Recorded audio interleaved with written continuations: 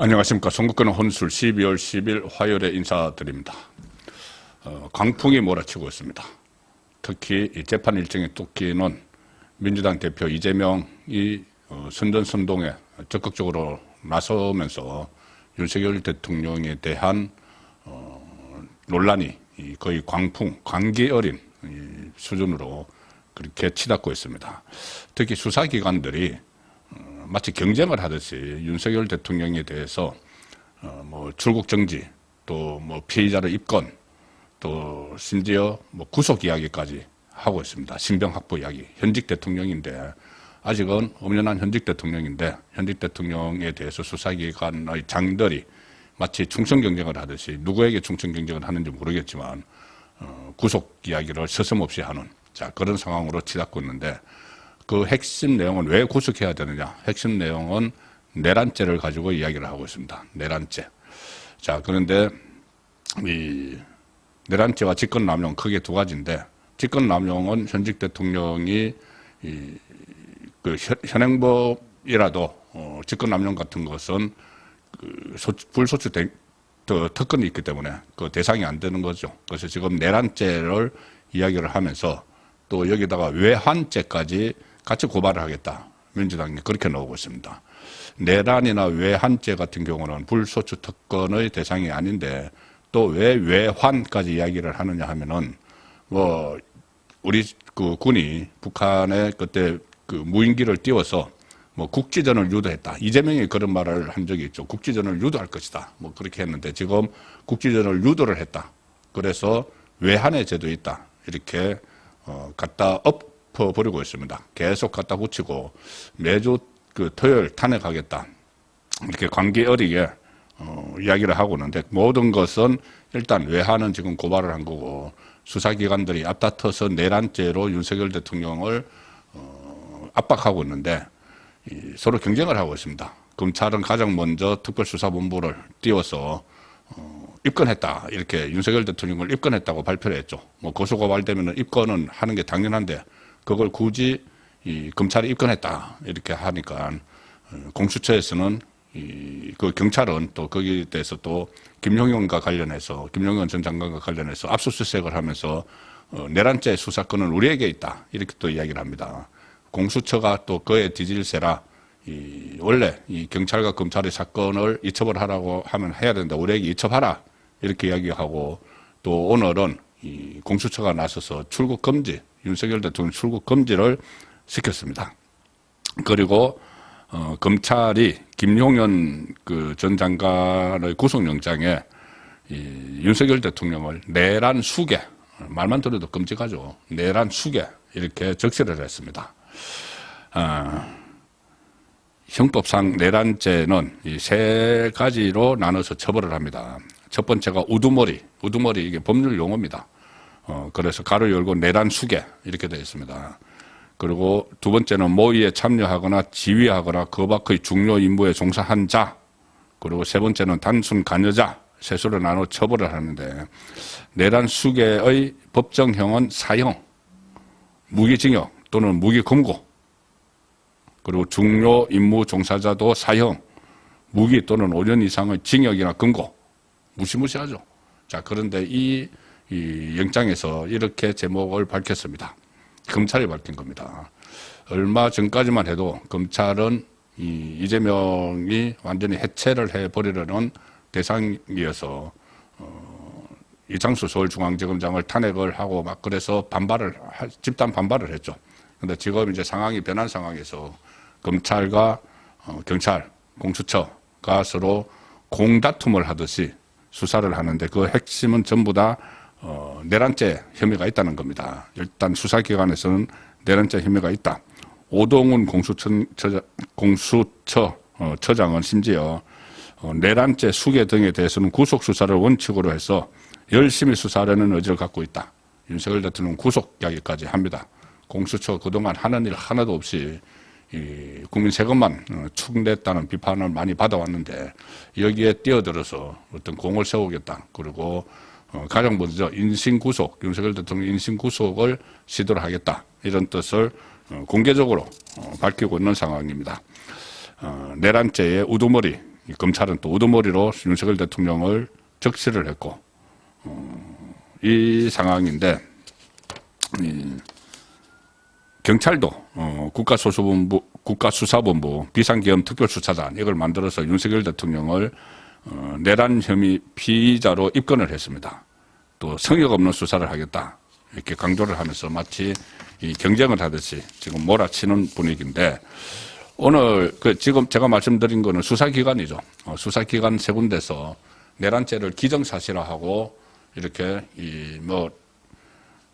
출국 금지 또는 신병을 확보하겠다, 체포하겠다 이런 말까지 서슴없이 하고 있는데, 가장 중요한 것 한 대목이 있습니다. 법원은 이것을 어떻게 판단을 할 것인지 그 부분이 오늘 어느 정도 윤곽이 나옵니다. 지금 말씀드린 내란죄를 기정사실화하고 수사를 하는 쪽은 수사기관들이고, 법원에서 어떻게 판단할지가 오늘 나오는데, 김용현 전 국방부 장관에 대한 영장실질심사가 지금 3시부터 예정이 되어 있습니다. 자, 그런데 김용현 전 장관이 영장실질심사를 받지 않겠다 이렇게 이야기를 했습니다. 영장실질심사를 받지 않으면 대부분 이제 구속이 되는데, 어떤 구속을 하더라도 이 내란죄에 대해서 영장법원이 어떻게 판단할지가 나오는 것이죠. 과거에 이재명에 대해서 3가지 사건으로 구속영장이 그때 청구가 됐죠. 백현동 사건, 대북송금 사건, 그리고 위정교사. 그런데 그때 영장판사 유창훈이 각각 범죄에 대해서 판단을 했습니다. 그중에서 위정교사는 범죄 혐의가 소명된다, 범죄 혐의가 있다 이렇게 하면서도 불구속을 했죠. 어쨌든 오늘도 직권남용과 내란죄에 대해서 일단 기본적인 이 법원의 판단이 나온다 이렇게 볼 수가 있습니다. 지금 영장실질심사로 포기했기 때문에 김용현 전 장관이 구속될 가능성이 높지만, 검찰이 내란죄로 영장을 청구를 했기 때문에 그 내란죄에 대한 판단을 어떻게 할지가 오늘 법원의 입장이 처음으로 나온다는 이야기입니다. 만약에 그래서 구속영장이 발부가 되면 윤석열 대통령에 대한 또 수사도 같이 계속 이어지고, 내란죄 가지고 이제 수사를 할 텐데, 만약에 내란죄를 인정하지 않는다면은 다시 또 검찰이나 그 수사기관에서 또 다른 보강을 해서 이게 좀 더 시간이 오래 갈 수도 있는 상황이죠. 자, 근데 김용현 전 장관이 영장실질심사를 포기를 했기 때문에 이 구속될 가능성은 일단 높지만은 직권남용 이런 걸로 내란죄는 어떻게 판단을 할지 좀 오늘 지켜봐야 됩니다. 물론 영장 판사가 하는 것이 다 나중에 유죄로 인정되는 건 아니지만, 일단은 지금까지 법원의 판단이 압수수색 영장 이렇게 발부하는 거, 이거는 수사 목적을 위해서 그냥 의례적으로 발부를 하는 것이고, 오늘은 김용현 전 장관에 대해서 구속영장 실질심사를 하기 때문에 본인이 출석하지 않았다고 하더라도 영장심사는 하죠. 자, 그래서 법원의 판단을 기다려봐야 되는데, 이번 파동이 처음에 시작될 때, 그때도 첫 번째 논쟁거리가 이게 내란죄에 해당하느냐 안 하느냐 그 문제였죠. 저도 설명을 드렸지만 내란죄가 성립을 하려면 일단 목적성이 있어야 되고, 목적이 뚜렷해야 되고, 그러니까 국헌을 문란을 할 목적. 그러니까 예를 들어서 국회의원들을 실제로 감금을 해서 국회 기능을 마비시켰느냐. 자, 그리고 마비시키려는 확실한 의도가 있었느냐. 의도가 있었으면은 미소가 되겠죠. 그리고 마비시켰으면 기소가 되는데, 확실한, 일단은 기소가 아닌 것은 이 국회의원들 처음에는 경찰이 통제를 했지만 나중에 190명이 본회의장에 다 들어갔죠. 다 들어가서 2시간 만에, 계엄 선포된 지 2시간 만에 두드려 버렸기 때문에, 결의를 해버렸기 때문에 그것은 뚜렷한 목적이 있었다고 보기 어렵다. 윤석열 대통령이 이야기한 대로 일종의 경고 차원이다. 이렇게도 또 받아들일 수 있다는 이야기들이 여전히 있습니다. 그 목적성 부분. 그리고 또 하나는 이 계엄, 그러니까 이 내란죄 성립 요건 중에 또 하나가 위험성인데, 자, 군 부대를 실제로 조금 이동을 하기는 했지만, 무력을 강하게 행사한 것은 없지 않느냐. 그런 위험성 부분도 고려를 해봐야 되고, 실현 가능성인데, 어떤 그러니까 내란의 실현 가능성인데 6시간 만에 해제가 됐기 때문에 심야에 해제가 됐기 때문에 이 부분도 좀 약하다 이렇게 보면은 법원이 어떻게 판단을 할지는 지켜봐야 됩니다.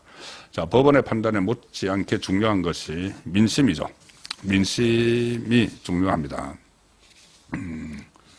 오늘 그 여론조사 결과가 하나 나왔습니다. 한국갤럽이 국민일보 의뢰를 받아서 지난 6일 그리고 7일 사이에 조사한 결과입니다. 자, 윤석열 대통령의 비상계엄 선포는 국회의 권한 제한을 시도한 반국가적 내란 행위라고 보는지, 반국가적 이게 내란 행위라고 보는지 여기에 대해서 전체 응답자 63%는 매우 공감한다. 어느 정도 공감한다는까지 포함하면은 전체 응답자의 71%가 공감한다. 내란 행위가 맞다. 이렇게 이야기를 했습니다. 전체 응답자. 전혀 공감하지 않는다. 별로 공감하지 않는다. 이렇게 공감을 하지 않는다는 쪽은 24% 이렇게 나왔는데 지지 정당별로는 완전히 엇갈립니다. 민주당 지지층은 90%가 내란이다. 이렇게 봤지만 이재명이 계속 선동을 하고 있죠. 내란을 기정사실화하고 내란죄를. 그런데 국민의힘 지지자는 63%, 10명 중에 6명 이상은 내란이 아니다. 그거 지금 대답을 하고 있습니다. 내란이 아니다. 특히 70세 이상에서도 46%가 그렇지 않다. 정당 관련 없이 70대 이상에서는 사실 절반 정도가 내란이 아니다는 그 응답을 했습니다. 그리고 윤석열 대통령의 비상계엄 선포가 헌법에 규정된 대통령 권한을 행사한 정당한 행위인가 이 질문에 공감하는 응답은 16%에 그쳤지만 국민의힘 지지층에서는 52%가 대통령의 이 헌법에 규정된 권한을 행사한 것이다. 이 대답을 했습니다. 일단 이 비상계엄령을 선포하는 이 자체는 대통령의 권한이죠. 대통령이 가지고 있는 권한인데 어떤 뭐 절차의 정당성이나 뭐 이런 것을 따지다 보니 이게 지금 문제가 돼서 내란죄 논의까지 나오지만 국민의힘 지지층 중에서는 절반이 약간 넘는 비율로 52%가 그것은 대통령 권한을 행사한 정당한 행위다. 이렇게 또 응답을 하고 있습니다. 지금 이 광풍, 광기열연 이런 소란은 일단 이재명이 앞장서서 선동하는 측면이 굉장히 큽니다. 탄핵을 매주 표결을 하겠다. 상당히 독기가 서려 있죠. 그리고 당장 뭐 구속해야 된다. 이런 목소리도 직접 내고 특히 이재명은 최근에 외신 외국 언론들과 계속 인터뷰를 갖고 이것을 내란죄로 기정사실화하면서 몰아붙이고 있는데 과연 내란죄가 성립이 될지 만약에 윤석열 대통령이 만에 하나 탄핵에 대해서 헌법재판소에 가더라도 이것을 내란죄로 다 볼 것인지 헌법재판관들이 그 부분도 아직은 불확실합니다. 헌재에서 기각될 수도 있습니다. 만약에 탄핵되더라도. 그래서 논란은 지금 아직 계속 중이다. 정리된 것은 없는데 수사기관이 앞다퉈서 내란죄를 가지고 무슨 구속 이야기까지 나오는 그리고 그게 정치권에서 그것을 또 이용을 하고 정치권의 이재명 정치권이라고 하지만 이재명이 이용을 하고 그 이재명의 말에 따라서 수사기관이 움직이는 자 그런 상황으로 가고 있다. 일단 그렇게 정리를 드리고 계속 추이를 살펴보고 전해드리도록 하겠습니다. 송국근의 혼술이었습니다.